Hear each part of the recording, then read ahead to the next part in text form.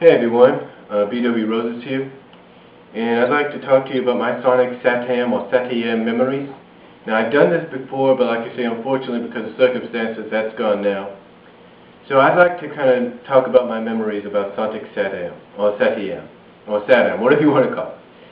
Now, the first time I got into SatAM, because a lot of people always ask when did you first get into it, the first time I got into it was around the same time everyone else did. I remember watching the previews for it on ABC television, and then watching the 5 to 10 minute sneak peek on ABC's TGIF. Now this was at a time ABC used a half hour of the TGIF block to preview the new shows for the new fall Saturday morning lineup. And I knew when I first saw it, like everybody else, that it was going to be something special. Now, what did I think about the first official airing, which was the next day and was previewed the night before? I thought it was well done. As a matter of fact, I thought, and I think a lot of other fans probably thought the same thing, that Sally and Bunny were going to stay evil or bad for the rest of the season, thanks to the mind control Robotnik placed on them, courtesy of Lazar's crystal. Now, thankfully, that didn't happen. But the writers did a good job, in my view, of making me believe otherwise and making everyone else believe otherwise. But like I said, thankfully that didn't happen, but the way people wrote it, woo, makes you think, you know, it could have been. That could have been a long-termer, or at least for one season. But it didn't, but it wasn't, but, you know, you get the idea.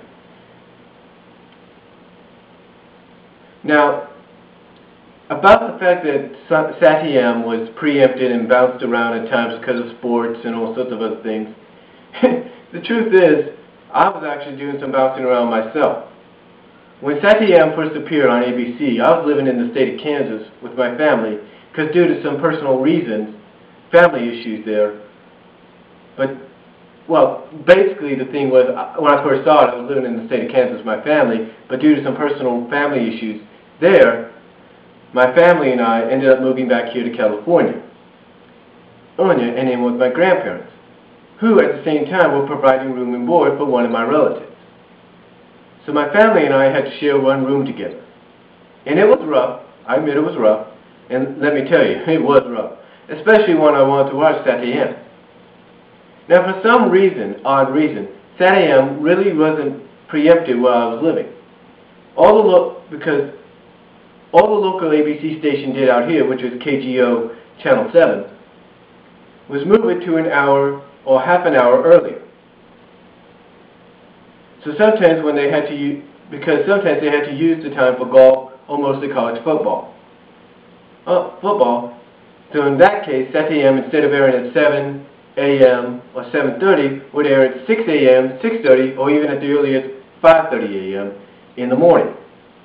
Which would be hard for me, because even though I knew this and tried my hardest to see it, I couldn't, because I would be told by my family to turn it off and go back to sleep.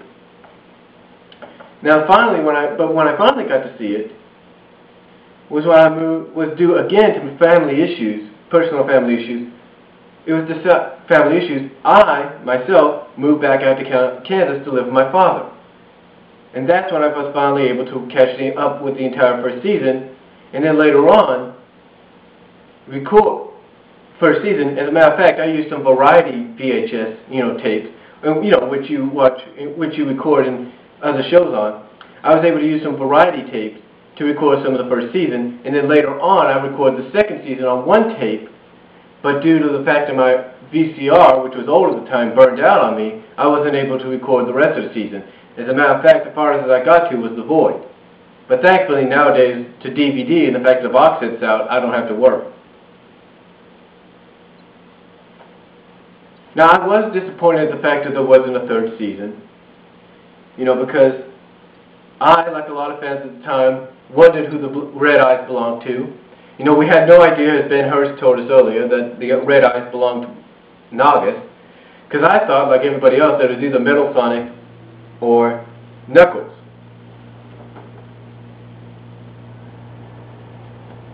But again, I guess that's why people get paid a lot of money.